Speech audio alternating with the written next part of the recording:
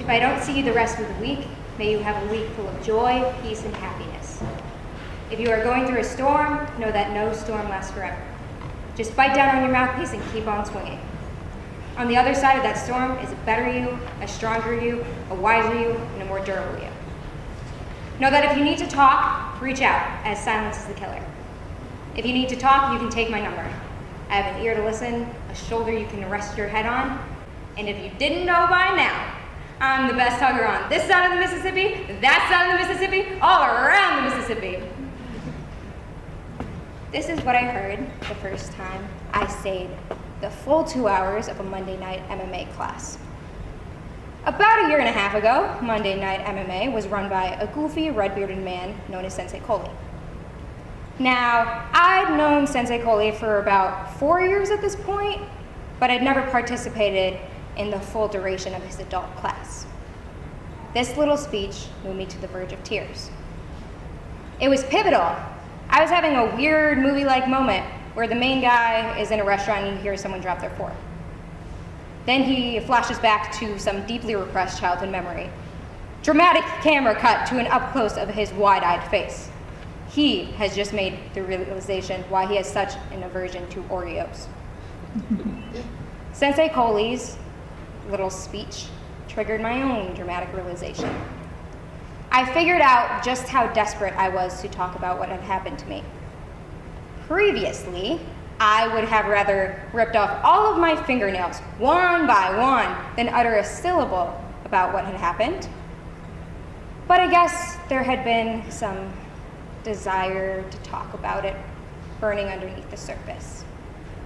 Because Sensei Coley managed to create an atmosphere of trust and comfort, August 14th, 2017, I was able to muster up enough courage to send him a text after a Monday night class. That's when I told him I had been sexually assaulted. I can tell you I was sexually assaulted January 16th, 2016. I can tell you I was wearing a purple Oxford hoodie and black leggings that had white compasses and stars on them. I can tell you 8 days before January 8th was my 14th birthday. I can tell you my dad got legally married January 11th, which was a Monday we had off from school, and because I was living with my mother at the time, he didn't celebrate my birthday until January 15th. I can tell you early January 16th, I headed off on a 6-hour road trip with my dad and my stepmom to Ohio so we could move my grandmother into assisted living.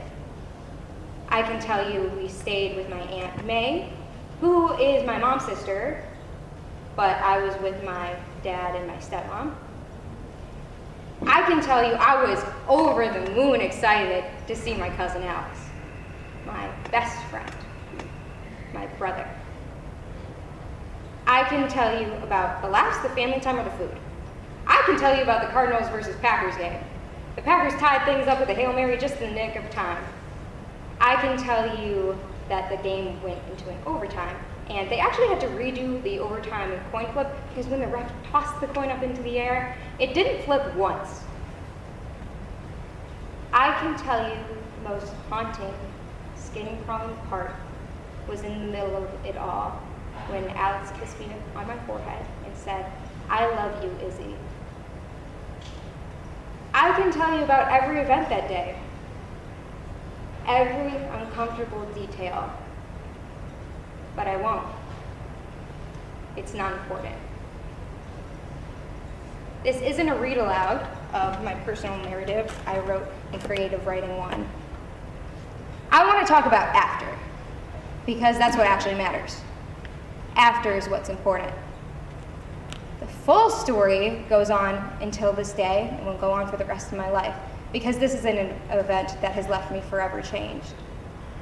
At first, I felt like I was branded. It was the type of shame that seared my character.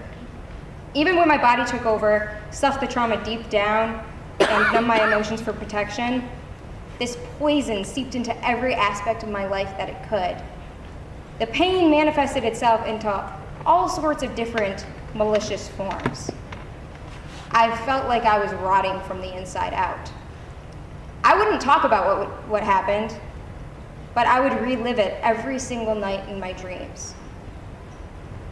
My struggle with anorexia began the summer before my sophomore year.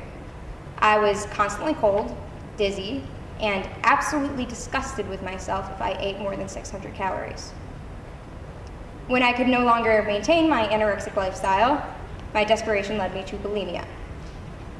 I spent night after night kneeling in front of the toilet trying to purge not only food, but expel emotions. I came to school one morning with inflamed esophagus, inflamed nasal passageways, and a bunch of little red dots around my eyes caused by burst blood vessels. I had hit rock bottom. I decided enough was enough and I needed to change. I told Mr. Brower how I felt that morning at school, and he helped me find my fourth and best therapist yet. I immersed myself deeper into my MMA and reminded myself of my position as a role model to the children at MMA. Refocused, I was able to see that those two disorders were never ever the problem. They were attempted solutions. The support and lessons I got from MMA, coupled with therapy, led me to the attitude I hold today.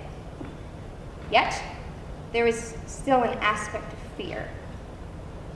For 3 years, I lived with the deeply rooted fear that I will be raped in the future because people who have been sexually assaulted are statistically more likely to meet that fate. Then, I met Alex.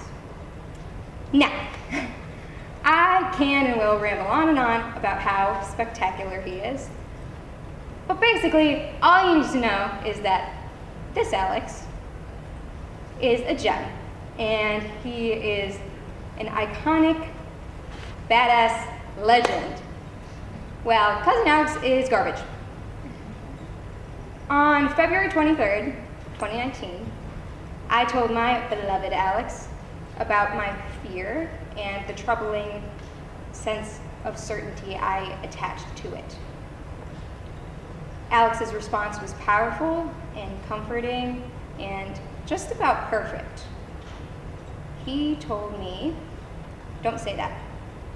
It's not going to happen, not if we can do anything about it. I think sometimes you forget how extremely strong you are physically and mentally, and all that put together means it's not going to happen. People like us don't fit into the average statistic. We're anomalies. That stat means nothing. We aren't defined by those numbers." Today, I am not aiming to separate myself from what happened anymore. It is deeply ingrained in the fiber of my soul. I am changed. And if I had the opportunity to go back in time and stop what happened, I wouldn't. And I know that probably doesn't make sense to a lot of people, but I am so strong now. I am much stronger than I was before. And whenever I share this story with others, I never want them to feel bad for me. Don't pity me. I take this event, I embrace it, and I let it take me to the next level. The facts are, 1 out of every 4 people diagnosed with anorexia die, making it the deadliest of any mental disorder there is. However, it is also fact that I'm not dead. I'm not scared, and I'm not damaged. I am strong and overflowing with gratitude. Not perfect, but the happiest I've ever been.